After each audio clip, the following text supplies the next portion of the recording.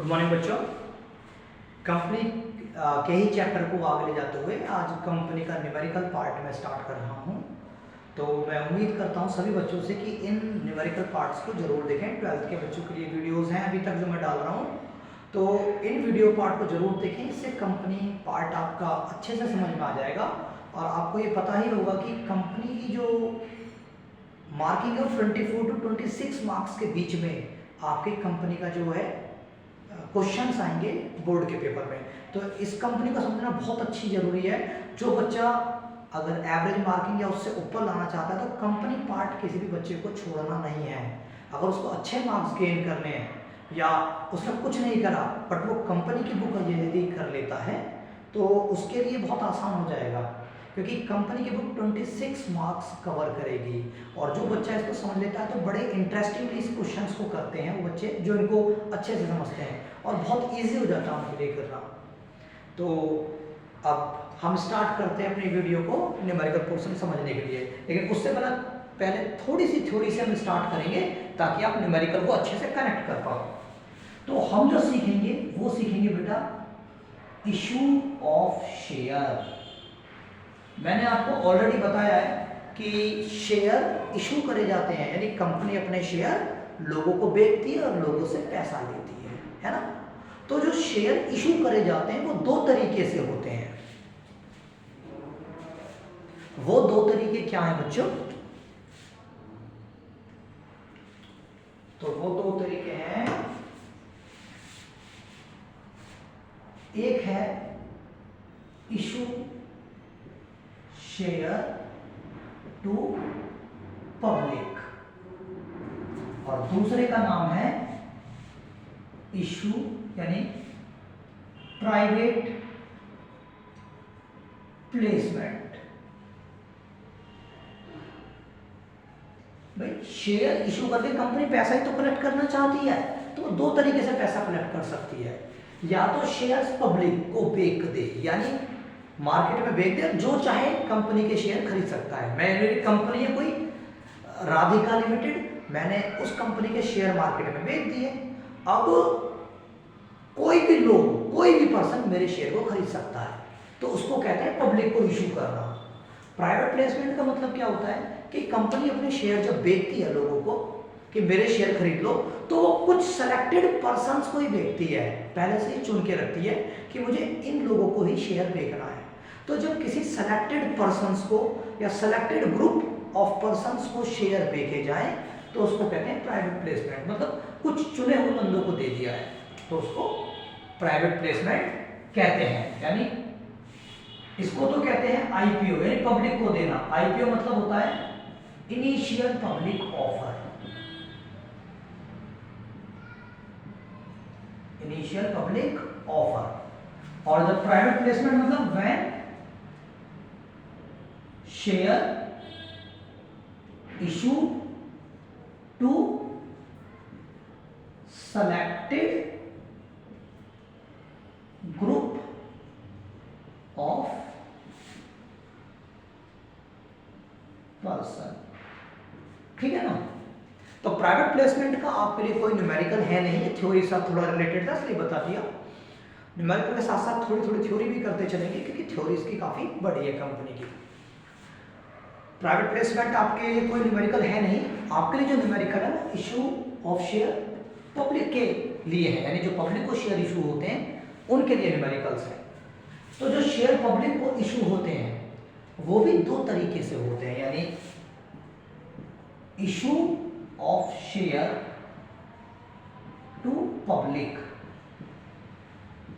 जब पब्लिक को शेयर बेचे जा रहे हैं तो दो तरीके से बेचे जाएंगे। एक तो लंप सम मेथड, किससे? लंप सम मेथड से। और दूसरा इंस्टॉलमेंट मेथड।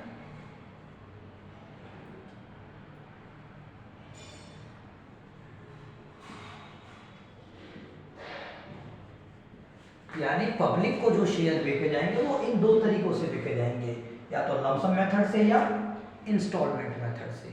ठीक है।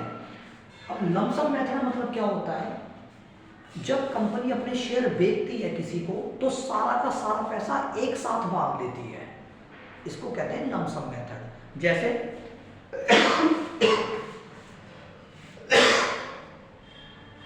कंपनी है कोई, कंपनी इशू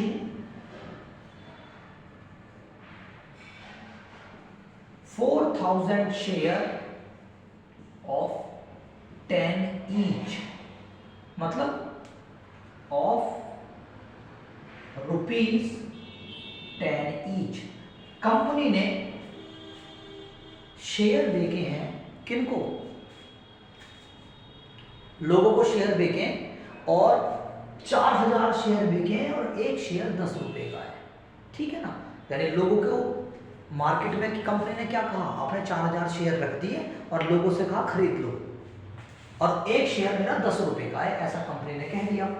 तो अब यहां पर कंपनी लोगों से क्या करेगी, 4,000 शेयर लोगों को दे दिए और 10 रुपए, पूरे के पूरे 10 रुपए एक साथ मांगेगी, यानी 40,000 रुपए, 40,000 रुपए एक साथ लोगों से मांग देगी। इसको कहते हैं लमसम। यानी ये 10 रुपए टुकड़ों में नहीं बांटे, ये जो 10 रुपए हैं कंपनी ने टुकड़ों में नहीं बांटे, इंस्टॉलमेंट में नहीं बांटे, एक साथ सारा पैसा मांग लिया, इसको कहते हैं लमसम में पैसा मांगना।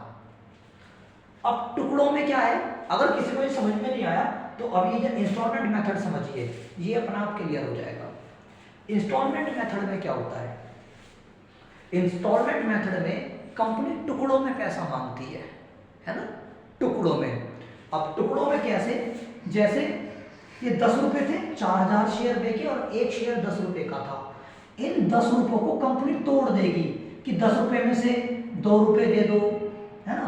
क्या कर देगी, ये जो 10 रुपए हैं इनमें से पहले 2 रुपए दे दो, या पहले 3 रुपए दे दो, फिर 2 रुपए दे दो, फिर 5 रुपए दे दो। तो इन तीनों को जोड़ोगे तो 10 रुपए बनता है ना। तो ये जो फेस यानी जो नॉमिनल वैल्यू होती है, इस नॉमिनल वैल्यू को टुकड़ों में तोड़ देती है कंपनी, ठीक है।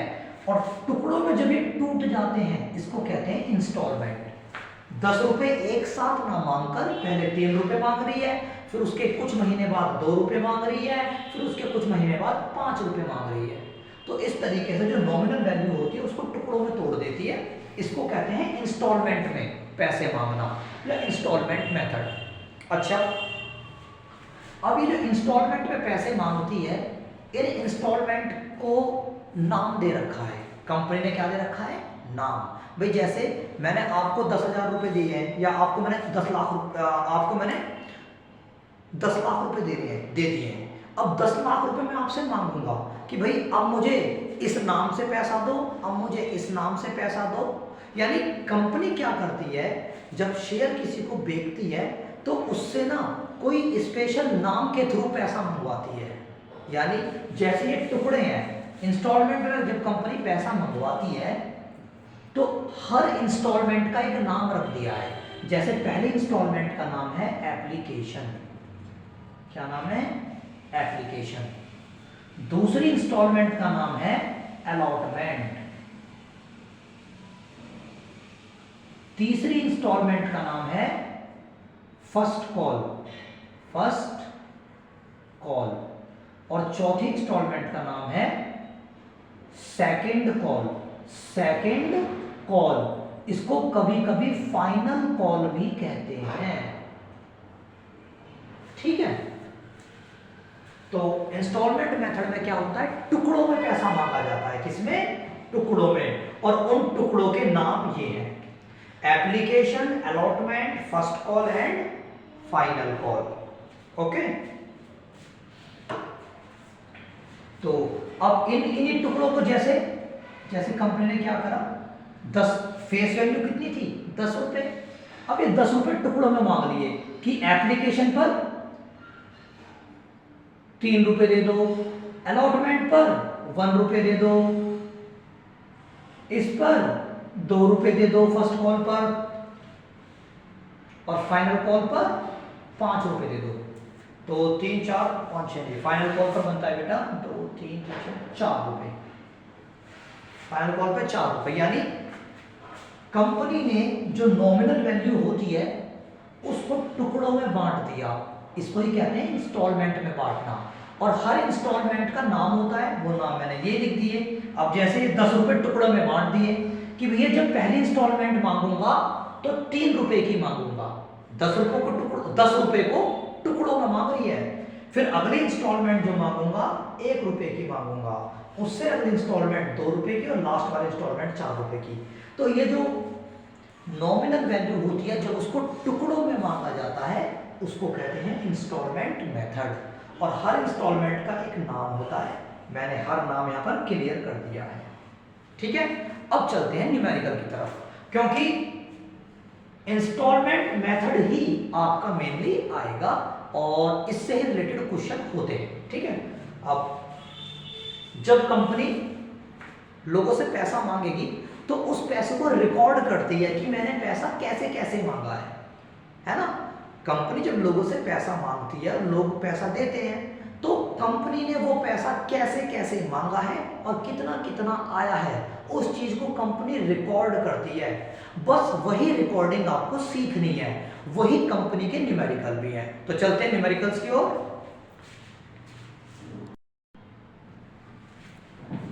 तो बच्चों न्यूमेरिकल्स पे आते हैं। मैंने एक न्यूमेरिकल्स यहाँ पर लिख दिया है और इस न्यूमेरिकल को कर हम न्यूमेरिकल स्टार्ट कर देंगे कंपनी के, और आप समझने की कोशिश करना कि कैसे होते हैं। जैसा कि मैं अभी बता रहा था कि कंपनी जब लोगों से पैसा मांगती है, लोगों से कंपनी के पास पैसा आता है, तो उस पैसे को कंपनी रिकॉर्ड करती है कि कैसे कैसे आया है। तो कैसे रिकॉर्ड करती है, अब हम उसी क्वेश्चन को कर रहे हैं। AD Limited invited application for 20,000 share of 10 each.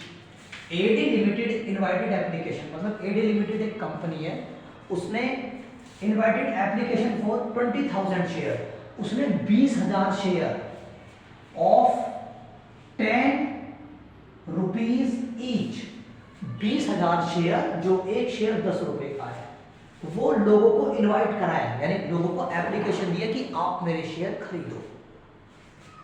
A limited company ने एप्लीकेशन दिया 20,000 शेयर की कि मैं 20,000 शेयर मार्केट में रख रही हूं और मेरा एक शेयर 10 रुपए का है, उसको आप खरीदिए।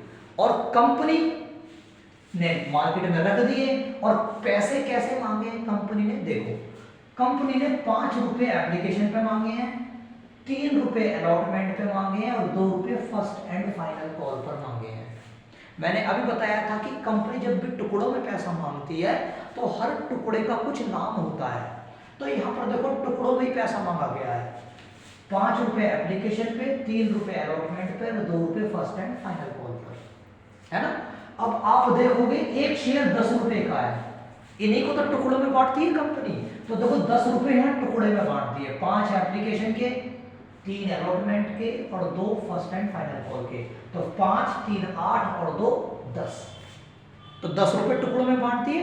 अब इनकी जर्नल एंट्री पास करनी है, तो कंपनी कैसे रिकॉर्ड करती है, देखिए जर्नल एंट्री मतलब कैसे पास होती है। तो प्रॉपर फॉर्मेट बनाइए पहले जर्नल एंट्री का, date, particular,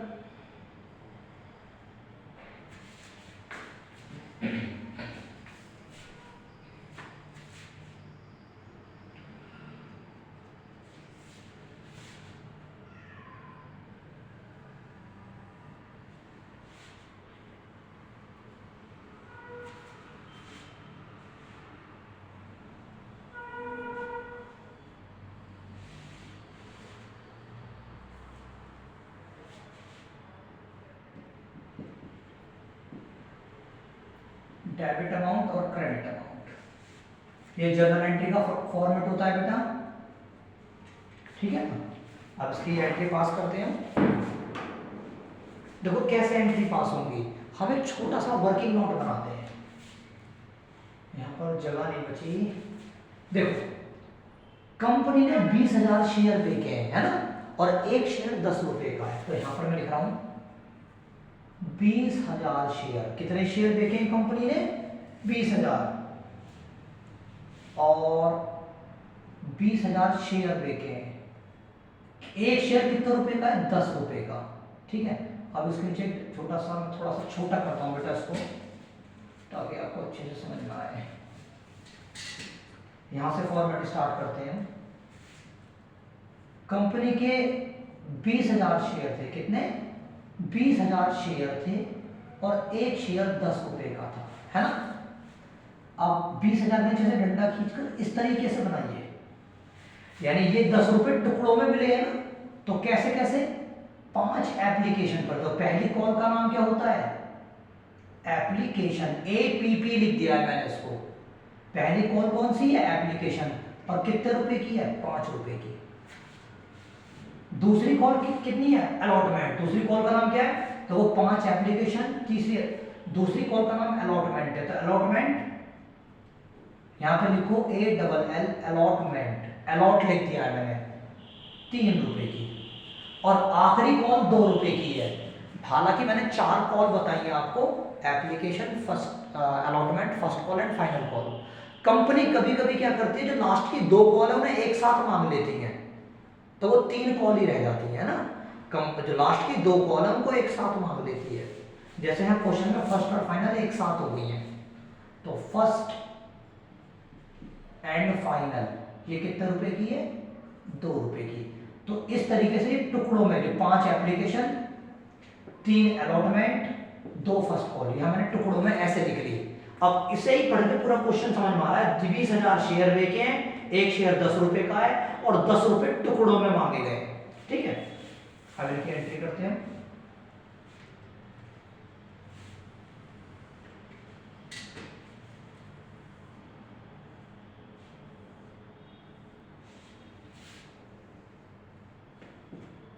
date, particular, LF, debit amount और क्रेडिट अमाउंट। जनरल का फॉर्मेट सबको जरूर आता होगा।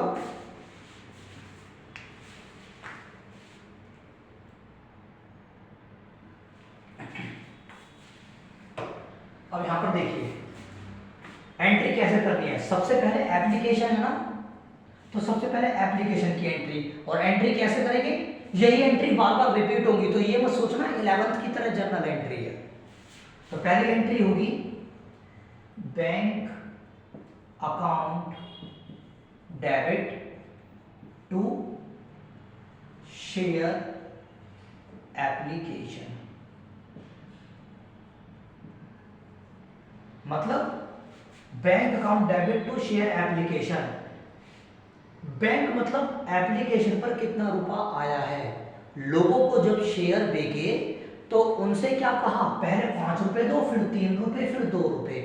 तो जब शेयर देके पहली एप्लीकेशन के नाम से, तो उनसे 5 रुपया मांगा है।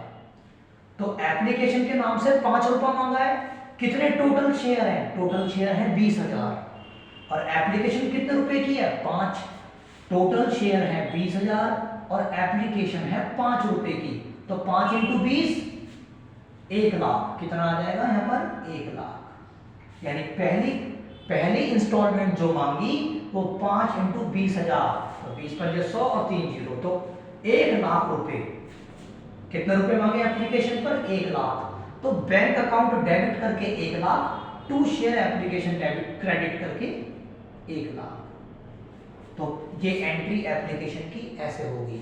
और नीचे क्या लिखेंगे? Being money receive on application.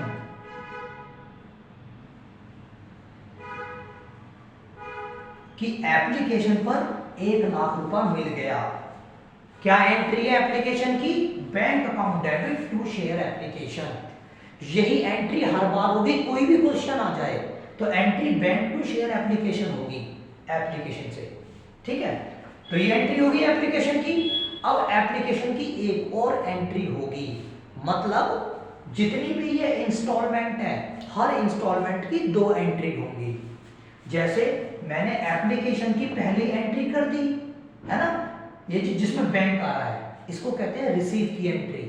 जिस एंट्री में भी बैंक आएगा उसको कहेंगे रिसीव की एंट्री, यानी पैसे मिल गए।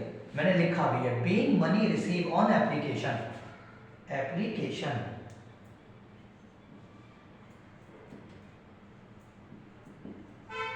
1,00,000। अब एप्लीकेशन की एक एंट्री हो गई, अब दूसरी एंट्री भी होगी। मैंने कहा ना हर केस, हर इंस्टॉलमेंट की 2 एंट्री होंगी। तो एप्लीकेशन की दूसरी एंट्री क्या होगी? Share application account debit to share capital.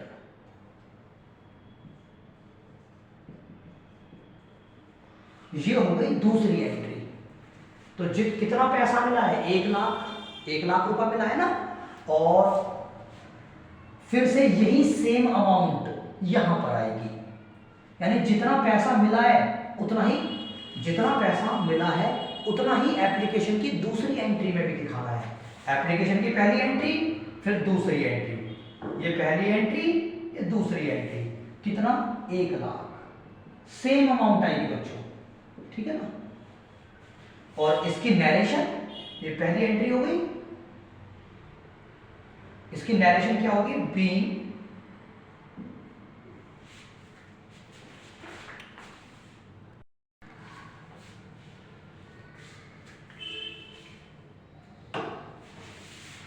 Being the transfer of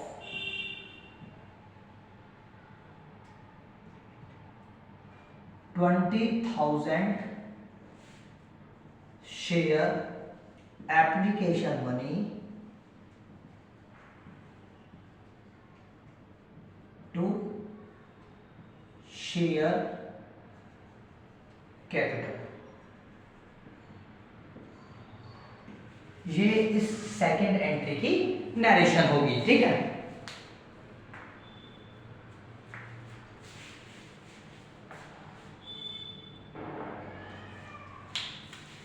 तो देखो पहली केस की 2 एंट्री हो गई, क्या? बैंक टू शेयर एप्लीकेशन और share application to share capital हो गई। अब दूसरे इंस्टॉलमेंट की एंट्री करते हैं। दूसरी इंस्टॉलमेंट की क्या होगी? देखो एक बात मैं पहले बता देता हूं, इस एंट्री को कहते हैं रिसीव की एंट्री। यहां पर डेट नहीं की मैंने, तो डेट मैंने नहीं लिखी है, ठीक है ना, और डेट आती भी नहीं है। तो मैं यहां पर लिख रहा हूं इस एंट्री, जो बैंक वाली एंट्री होती है इसको कहते हैं रिसीव की एंट्री। और ये जो दूसरी एंट्री है इसको कहते हैं ड्यू की एंट्री। क्या कहते हैं? ड्यू की एंट्री। इस एंट्री का नाम रिसीव और इस एंट्री का नाम ड्यू है। तो एप्लीकेशन एक ऐसी इंस्टॉलमेंट है, यानी एप्लीकेशन एक ऐसी इंस्टॉलमेंट है जहां पर रिसीव की पहले और ड्यू की बाद में होती है। तो एप्लीकेशन क्या कह रहा था मैं? एप्लीकेशन एक ऐसी इंस्टॉलमेंट है जिसमें रिसीव की पहले और ड्यू की बाद में एंट्री होती है। लेकिन जो बाकी कॉल है उसमें ड्यू की पहले और रिसीव की बाद में होगी। जैसे अलॉटमेंट है, क्या एंट्री होगी? Share allotment account debit to share capital. ये क्या हो गई? अलॉटमेंट की एंट्री। देखो ड्यू की पहले होगी, ये कौन सी एंट्री होगी? ड्यू की। तो अमाउंट कितनी आएगी? अलॉटमेंट 3 रुपए की है, 20,000 शेयर पर, तो 3 मल्टीप्लाई 20,000। जैसे 5 मल्टीप्लाई 20,000 करा था, ऐसे 3 मल्टीप्लाई 20,000, 60,000।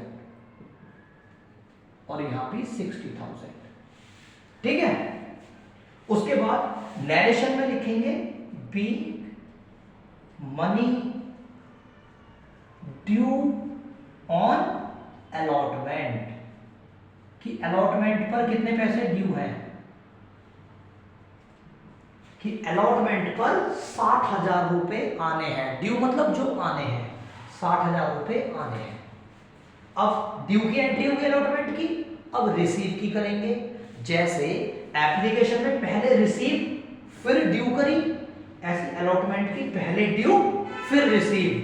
फर्स्ट एंड फाइनल की भी पहले ड्यू फिर रिसीव, यानी सभी कॉल में, सभी इंस्टॉलमेंट में ड्यू पहले रिसीव बाद में। सिर्फ एप्लीकेशन ऐसी है जिसमें रिसीव पहले ड्यू बाद में। तो अब एंट्री करते हैं अलॉटमेंट की रिसीव की। Bank account debit to share allotment. जैसे एप्लीकेशन में बैंक टू शेयर एप्लीकेशन लिखा था, ऐसी अलॉटमेंट में बैंक टू शेयर अलॉटमेंट। कितने रुपए? यही सेम रुपए, 60,000 और 60,000। नरेशन लिख देते हैं, being money receive on application, allotment. Allotment पर कितना पैसा मिला है? 60,000। कितना भाई? 60,000 ही तो मिलना था, 3 रुपए की थी अलॉटमेंट, 60 मिलना था, 60 मिल गया। तो इसकी ड्यू की एंट्री होगी और ये वाली हो गई रिसीव की एंट्री, आरईसी मतलब रिसीव।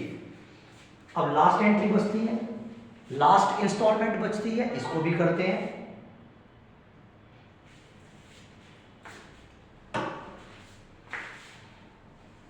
सबसे पहले ड्यू की, फिर रिसीव की, तो क्या एंट्री होगी? शेयर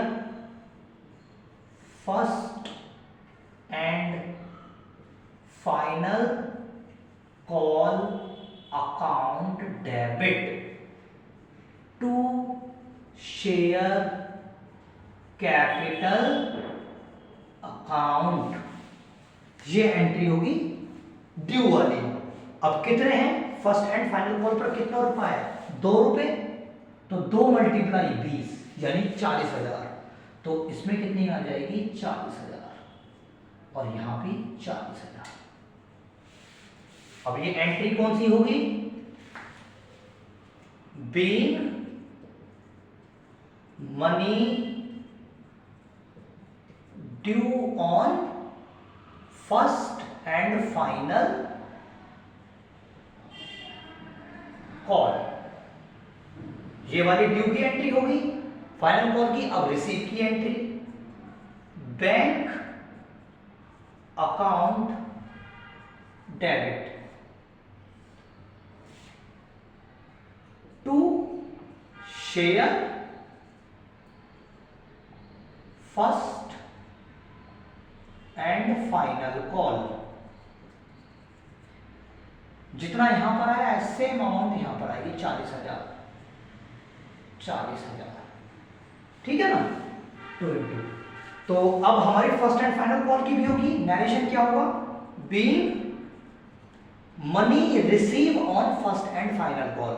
जैसे यहां पे लिखिए ना अलॉटमेंट में भी, being money receive on allotment, ऐसे being money receive on first and final call. तो ये बेटा न्यूमेरिकल्स था और मैंने इसमें समझाने की कोशिश करी वो बेसिक एंट्री जो कंपनी में होंगी। आज की वीडियो में इस न्यूमेरिकल्स में इतना ही। अब मैं इसकी आगे की वीडियो भी आपको कराता रहूंगा और मैं कुछ क्वेश्चंस आपको दे रहा हूं जो आपको इसी के बेस पर प्रैक्टिस करने हैं, ठीक है? बस मैं थोड़ा सा बता देता हूँ रिवीजन के तौर पर। यहाँ पर इंस्टॉलमेंट में पैसा मांगा गया, हर इंस्टॉलमेंट का एक नाम होता है, application, allotment, first and final call. Application पर अब इनकी जर्नल एंट्री करनी थी। जर्नल एंट्री क्या होती है? हर इंस्टॉलमेंट की 2 एंट्री होती हैं। जैसे पहली इंस्टॉलमेंट एप्लीकेशन है तो इसकी 2 एंट्री क्या है? Bank to share application, share application to share capital. ऐसे ही दूसरी कॉल है, दूसरी इंस्टॉलमेंट है अलॉटमेंट। अलॉटमेंट की क्या एंट्री है? Share allotment to share capital, bank to share allotment. Last है फर्स्ट एंड फाइनल कॉल, तो first and final call to share capital, bank account debit to share first and final call. तो इस तरीके से मैंने हर case की, हर instalment की 2 entry, पहली दूसरी और तीसरी इंस्टॉलमेंट की भी पहली दूसरी, है ना? ये दोनों मैंने एंट्री यहां पर कर दी है। अब मैं कुछ न्यूमेरिकल्स छोड़कर जा रहा हूं बेटा, उनको प्रैक्टिस करना और वो इसी की तरह है बिल्कुल। तो बच्चों ये 2 क्वेश्चन आपके लिए होमवर्क के लिए हैं। इन क्वेश्चन को ट्राई करना और मुझे कमेंट्स करना कि आपको ये क्वेश्चन आए या नहीं आए। तो आज की वीडियो में इतना ही और आई होप आप इस वीडियो से कंटिन्यूसली जुड़ोगे और आप कंटिन्यूसली जुड़ोगे तो जरूर आपको इसका फायदा होगा। और ये चैप्टर थोड़ा लेंथी है, पर हम इसके इंपॉर्टेंट क्वेश्चन सेलेक्ट करेंगे और करेंगे। पहले मैंने बेसिक्स समझाने की कोशिश करी आपको। इन बेसिक्स के बाद अब इन क्वेश्चन में वेरिएशन के साथ साथ आपके सामने नई नई वीडियो डालता रहूँगा। थैंक यू बच्चा।